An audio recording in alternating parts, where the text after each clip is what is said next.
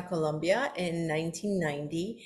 And, for the most part, I have very happy memories as a child. Very few of them, though, because my memories really start when we came to Disney. We came to Miami one winter in 1998 when my parents were unfortunately separating, and my mom had some family in Miami. So we came to visit them. She wanted to see her family. So my sister, my mom, and I landed in Miami and went to Disney. And my mom was able to go visit one of the public school that my cousin was enrolled in.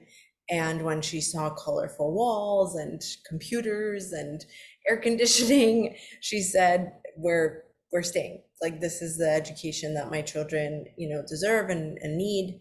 And so we overstayed a tourist visa, and we stayed with the bags that we brought for Disney. So we and started living at my grandmother's house, where another aunt and uncle and their kids were living. And so it was tight quarters, but it was also beautiful memories, because I at the time didn't I didn't know a word of English, so I felt so out of my element, and I couldn't even, I knew the answers to math problems on the board, but I didn't have the words to actually say the answer. And so I felt very frustrated. President, I was getting amazing grades.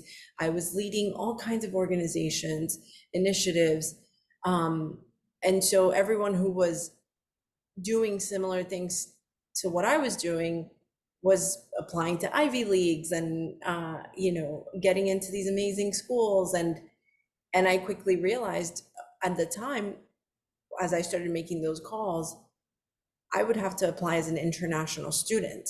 And if I applied as an international student, the universities required that there's like some form you fill out where you prove that you have enough financial backing, right? That you have enough money, basically, to pay for like all 4 years of the tuition, which we were so far from. That did happen. And it meant that we received our permanent residency in 2011. So when my mom received it, her two underage, daughters received it. And I had a legal status. I became a permanent resident after my first 2 years of college to work, and just having to be like, okay, I'm strong. I got this. I can do what I got to do. I haven't slept. And eventually one of the secretaries in the office kind of noticed that something was wrong. And I broke down with her because she asked me, are you okay? And I was like, no, I'm not. But that's what immigrants do every day. And that's what, people who face challenges do. It's like you have to face them, but you also have to keep working toward the positive things in your life. Later, one of the board members, the board member that represents my district, who was my board member growing up, announced that he was retiring. And I thought, oh my gosh, what an opportunity to try this. I was definitely an underdog candidate. Definitely people thought I was too young, inexperienced. I had never taught at MTCPS, so people were really, questioning sort of like why, usually principals run. And we worked really hard, got, over 100 students involved, got really strategic about data, and shared my story. I'm a proud product of the schools, and I want to give back to make them better. And with a lot of help, we were able to actually, in the final general election, it was me and a 28-year county commissioner who had all the name recognition in the world, and for all intents and purposes had done a great job.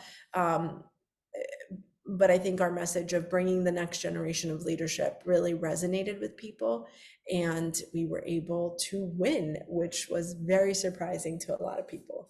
It felt just so right. It felt like this is what I always knew I had inside me, and what I always knew I could build. And it felt really great to see it materialize so that others could also see what I had, again, always seen and felt inside.